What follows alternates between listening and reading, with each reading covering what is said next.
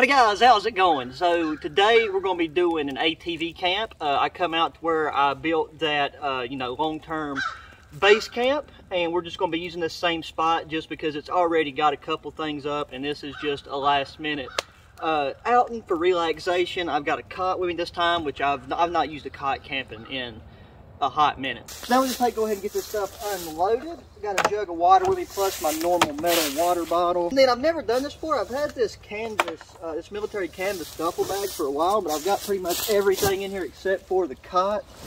And then my SKS, which if you're wondering why I brought this rifle with me, it's because there's been a decent sized black bear spotted. I've seen a decent sized black bear here over the past week where it's starting to warm up here. So just brought that with me just in case. And then finally we got our cot. And what I'm hoping to do is use my four-wheeler as a kind of a lower wall here. And then I got my emergency space blanket that I'll use for the top part, like the upper end.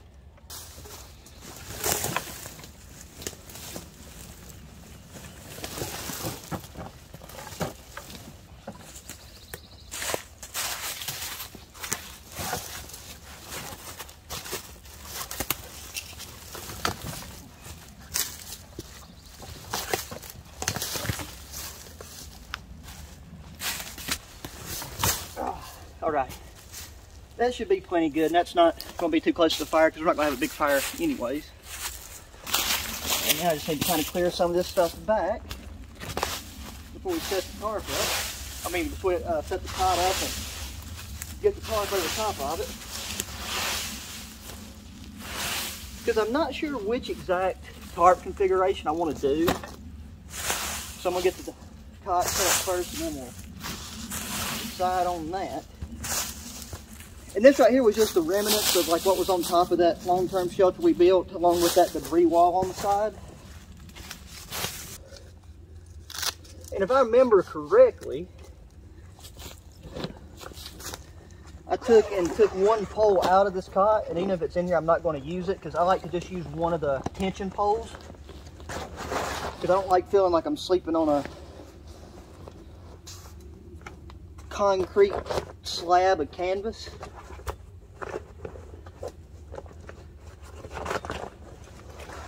Yeah, I did.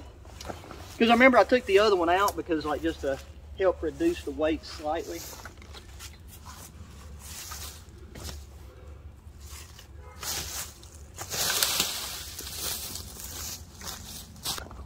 Since my head's going to be up on this end, this is where this is going to go. It goes the aeroplane. But yeah, by not putting that in there, it just gives you a little bit more sway in it, which once you get the air pad in, it's a lot more comfortable that way, in my opinion.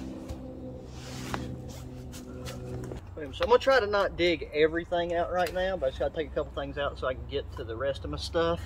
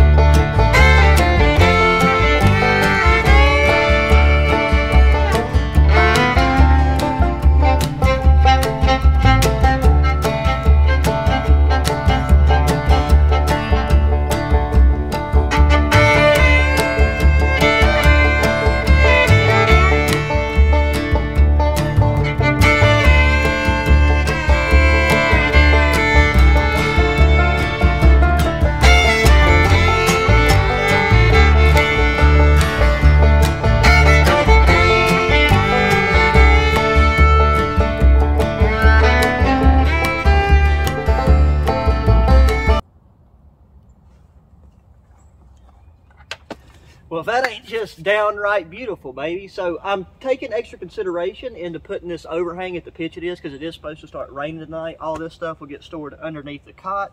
I had something to put an extra wall here, but I think now, because I kind of put this at a slightly downward angle, I don't know if it shows up, but I'm not worried about the rain coming from that point, because there's a good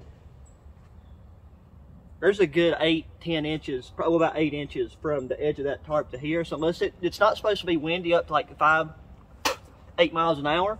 And I'll just put this centerpiece here to give us that extra pitch to make sure that water drains mostly down to that direction. So yeah, so now I will get the sleep stuff out and set up on the cot, and then we'll get a fire going.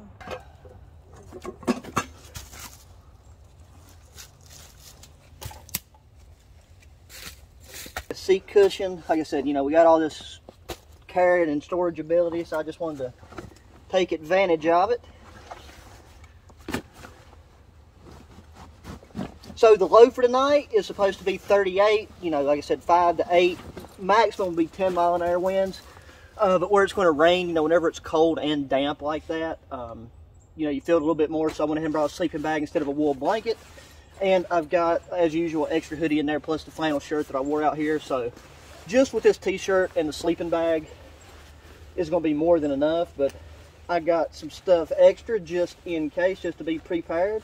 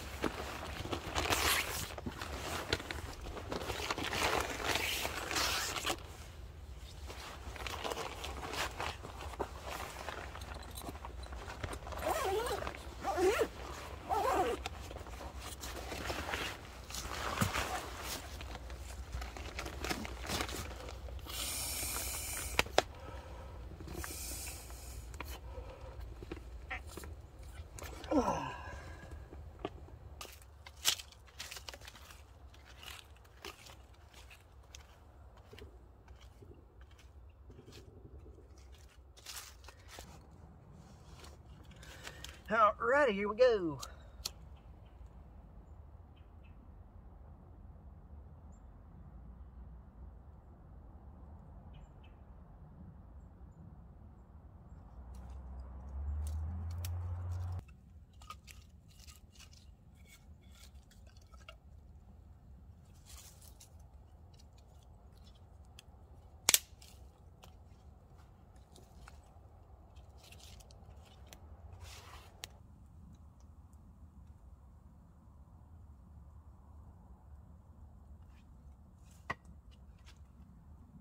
And I ended up falling asleep taking a nap. It's currently 8:30. It has started raining. It's been raining. It's had to have been raining for a hot minute. The fire itself has did well and went out. I went ahead and got up, and it's probably way too close, but I put my poncho on. So I've got it on. I'm just hanging my head up underneath here. I'd already took and set aside some really small twigs to start a fire in the morning, because I knew it was going to be wet. But now we're going to have to utilize those. So right now I'm going to go out real quick and try to get a hold of some wood that's as least damp as possible. And luckily I went ahead and, I mean, I always have, you know, like waterproof tinder and stuff like that with me. So I definitely know I got something that will compensate for all this wetness. But it's definitely got a lot colder. Like right now it's about 40 degrees and the low for the night is 38. So I've got my flannel shirt on. And so after we take and make our food and everything, we'll crawl into the sleeping bag and we'll be good to go. I've really been experimenting with different types of homemade fire starters. Like in my last video, if you go back and look, I used a homemade fire starting gel. This is a more solid form, and I've got it in a mason jar. Like the reason I brought this much is because, you know, I had that giant bag. So I had this in the bag. So I'll put a couple of chunks of it in here. And it's waterproof.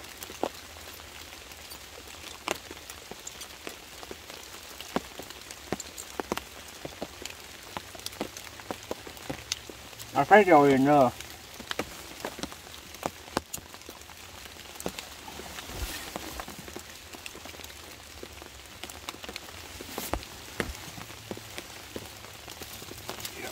Just gotta be careful and not set my poncho on fire.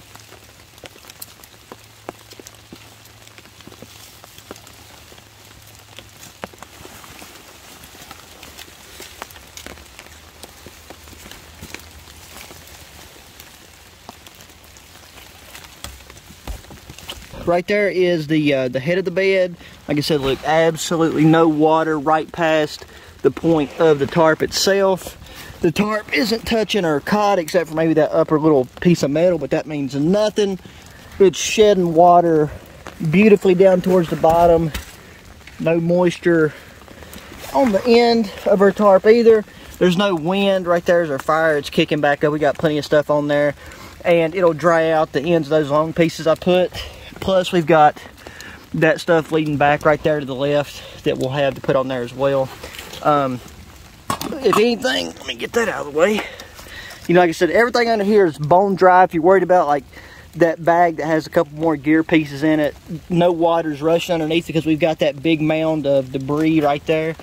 So yeah, let's take that right there. Has just got pushed out into the rain, so that's why it's kind of looking the way that it is. But I just took a piece of jute twine to tie the lid on there so it wouldn't be bouncing around. Make sure we get all the jute fibers off the lid so we don't get too much in our pot there. So we got two cans, not a toucan, not the fruity looking fella. 2 cans of pub style chicken pot pie.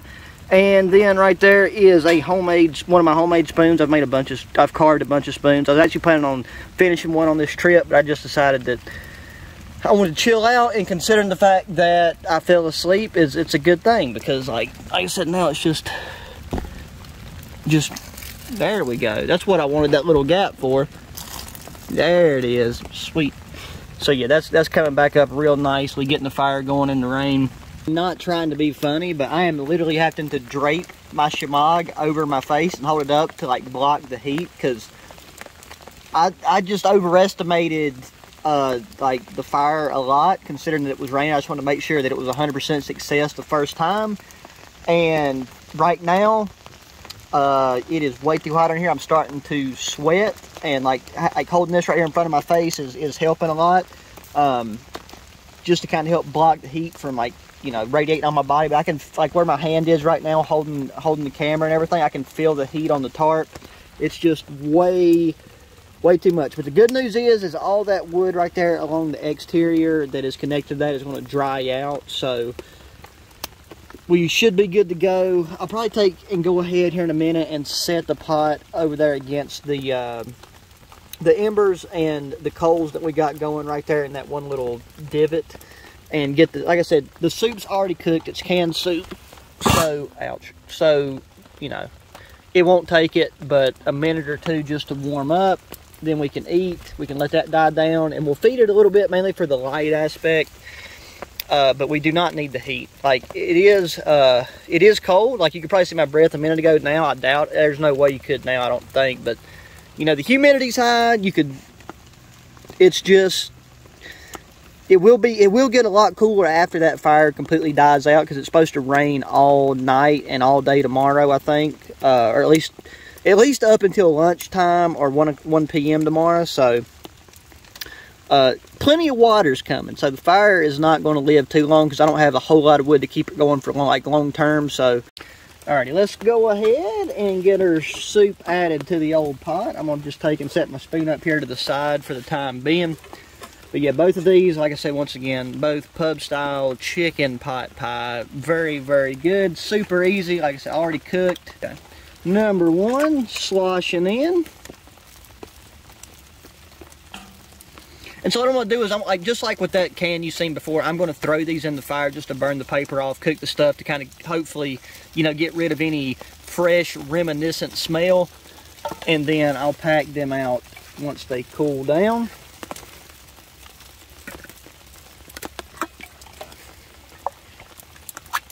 The number 1 reason why I love using these soups is because they have the pull tabs, so you ain't got to screw around with using a can opener. Way more than we need. I'd say a pot this size could fit somewhere, definitely 4, maybe 5 cans. of that soup. And I think what you call these pots is baked enamel cookware. I think. I could be wrong. If I'm wrong, correct me, because I've had this pot from a cookware set that I got as a Christmas present when I was like 10. And I've used a pot in the past. I still have all the pieces, but I've never used this particular pot because it was always way too big for any of like my backpack and stuff. And I've got my zebra pot, which is more of like the perfect size for any big meals. But yeah, so we're going to put the lid on this. We'll set this over here, get it situated by the fire, and just kind of tend to it as we need.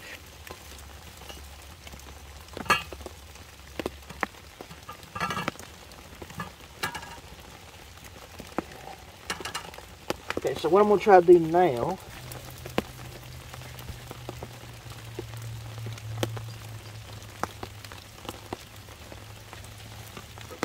based on the sound it's making,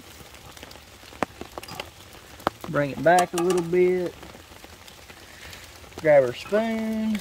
It's steaming good. Make sure it's not sticking, but I need to, it is steaming good, but I'm still not convinced that the whole stuff's fully warm. Sometimes that can just be an effect of like what the temperature is outside. Okay, it should be good now. Just gotta get her off. Set her up under here underneath the canopy. Take this off. And boom.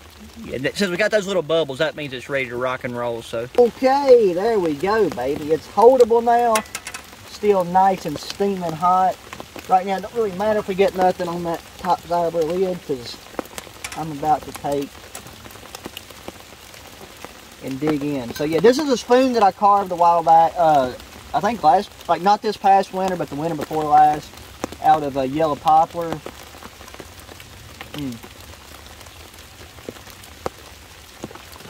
Bro, on a cold, I mean, it is like I said, about 38, 39.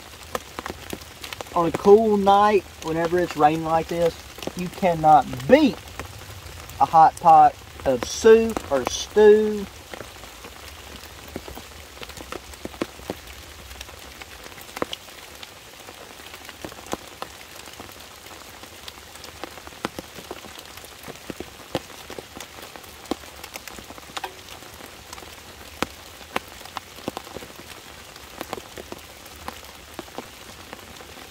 Anyways, guys, I'm going to finish this, and I'll get back to y'all afterwards. What little bit of broth is left in that, I'm going to walk over here and dump it out. I'll stick my spoon in the lid on there. I'll tie it back up, and then I'll take and clean it whenever I leave out tomorrow and get back to the house. So now, all that's left to do is take and kick back, have just a few more sips of our dessert item. And then I'm going to take and crawl in my sleeping bag. There's not really a good way with it raining right now, because this is it's a pretty limited size shelter. And drain some of that off that little dippage right there. There's not a lot of overhangs. There's not many places I can take and position that without it getting wet. So I'm going to just take and sip on this for a little bit. Take and watch the fire. If I can find the handle here so I can turn you guys around so you can see. I took and shifted it a little bit, stoked it, so the last little bit of that should be burning down before too long. And yeah, so I got to take and roll my sleeves down on this shirt, because with this, like I said, the humidity, the dampness, and then it's getting colder and colder by the, every few minutes. So sip on this and crawl into the sleeping bag, get positioned in, and have a phenomenal night. Sleep underneath this this beautiful sounding rain. And yeah, so I'll take and I will see you amigos in the morning.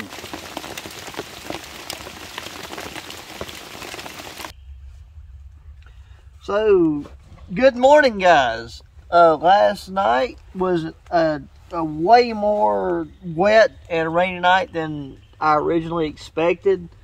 Overall, everything held up great. Everything underneath is fine. No signs, no signs of water running underneath due to that debris wall that we had there from our long-term shelter. I don't know how that lantern's doing. I think that lantern might have got ruined, but You can't even see that right now. Literally the only negative is like this tarp, it held up fine. But like now that it's kind of towards the end of the season, it's time for this thing to be treated again, like you know, like re-waxed or whatever you call it. Because this is a 100% canvas tarp. I love this tarp. It's so like durable. It's thick. It's ready to go. And I'm sorry for like my poor ability like to pronunciate and everything. Like as soon as I wake up in the mornings, I don't perform very well. I mean, like, I am completely dry, despite that fact. Like, it mainly shedded it, and then the insulation stopped it.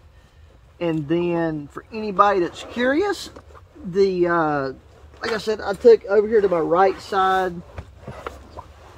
I have my SKS. It is 100% dry, you know, like, ready to go. No issue whatsoever, so everything worked out great. I'm gonna take and just tuck that back in where it needs to go.